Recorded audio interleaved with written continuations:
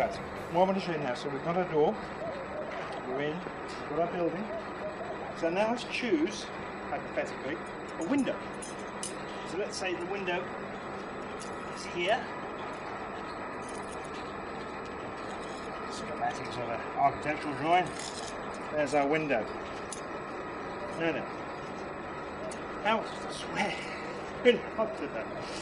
No. One thing you can do is when you're inside your room, is basically use your one rod, whether you're left or right handed, it's entirely up to you. Bring it up and ask you for any specific details itself. So, for instance, we know the door's over there. Here gives you a clue.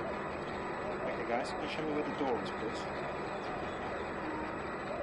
So it's pointing in that direction, so I would bring up my second rod, I'd walk towards where it's pointing, and as soon as I get to the door it should cross.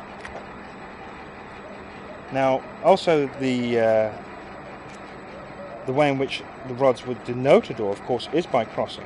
So, but if I walked through the door, the rods have not moved. And if I walk back again, they're not moving, except for where the cross is over the doorway there. That's because I've asked them a specific question of where the door is.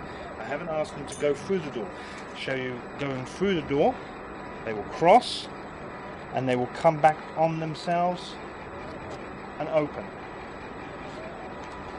Okay guys, where's the door, please? There's the door. I can bring the second rod up, coming along, it's crossed. If I walk through, they should open up very slowly as I walk through the door. There we go. So that's a good idea, a good way of just testing yourself. You know the door's there. So let's do the window. It's pointing in a different direction. Hey guys, can you tell me where the window is, please? Thank you. So bring the second rod up. Bang, we have a cross denoting the window area here. Okay, thank you very much. Now, I'm going to bring the rods up. I'm going to go to the wall. Thank you. I'm going to ask them to show me where the window is by just coming out like they would with the doorway. So as I shimmy along here, really rod's starting to go, and the rod's gone. There we are, and we're bang on where I made the mark earlier. So now I'm going to step away from the window. I'm now going to go into the window. I'm going to come along and wait until my left hand rod basically shows me, there we go, and that's bang on the floor as well, show me exactly where I had made the mark earlier.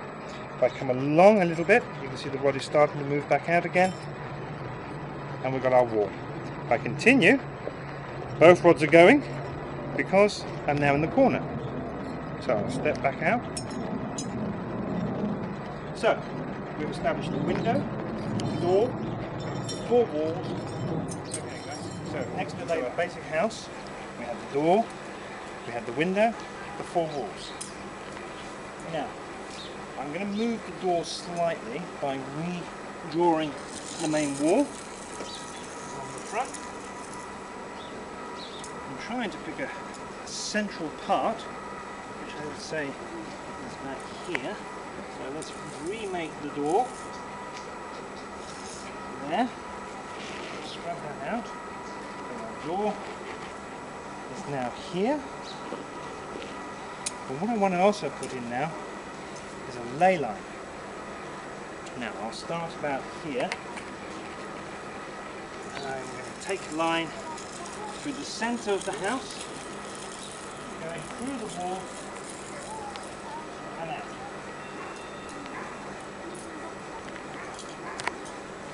I don't know if you noticed there, but it's well worth getting into the habit. When you are dowsing on the ground and you can't actually see the physical evidence, try and respect it, that it's actually there. You saw the way in which I walked around the house. I didn't walk over it or through a wall. I walk around it with respect that there actually is something there, and what I'm working with actually does exist. That's a worthy point. So, for the sake of today, this will be our node.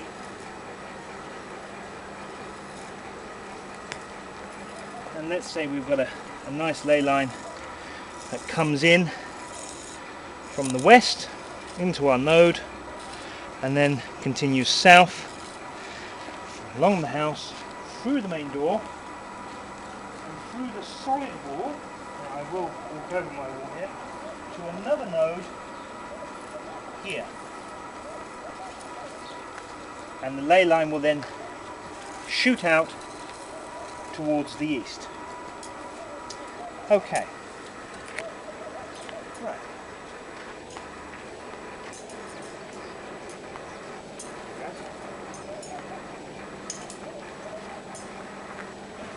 Show me where the ley line is. Then I have a rod up, address, coming along. I know it's over here somewhere. And there I have a cross. Step out and step back in. Cross. Step out. Please confirm, guys. Thank you. A cross. Now then, I know that the cross is there, so I will now readdress. Show me the ley line, please, guys. Thank you very much. Now also I know that, remember the node here with the ley line that splits off and goes to the west. If I step here, slowly coming round, not as strong because it's only a small little line, but we have it. There's the western ley line going out. So if I come back in, there's our main ley line. Thank you, guys. And I will now follow the ley line through the door. See the way the rods are moving backwards and forwards. Through the main wall, you see it's not even respecting that the wall is there. And that rod is now starting, it's wanting to go, and there it goes, east. Back on our node again, and showing that it wants to go to the east. As I made a longer line now, I will bring the rods round, and there we go. Bring it back, and there we go, it's come around. So, bring that back on. There we go, guys. Just need to readdress. Okay, guys. Thank you. And here we go. Going through. See, it didn't recognise the doorway. Coming along to the node, and the rod's already starting to go to the west. Now, if I step, I don't think it's going to. It might. Yes, it has. There we go. Now, this is an interesting point. A lot of you are saying, well, John, there is no ley line there, you've just drawn it. That's quite true, I have. Who's to say that when the ancient priests of Egypt or Mesopotamia or wherever built their sacred structures, that they weren't the ones who placed, esoterically speaking, the actual ley line within the structure itself? Now, of course, over the many thousands of years, with the act of the ceremonies and so forth, the ley line would receive such energy esoterically from all the ceremonies.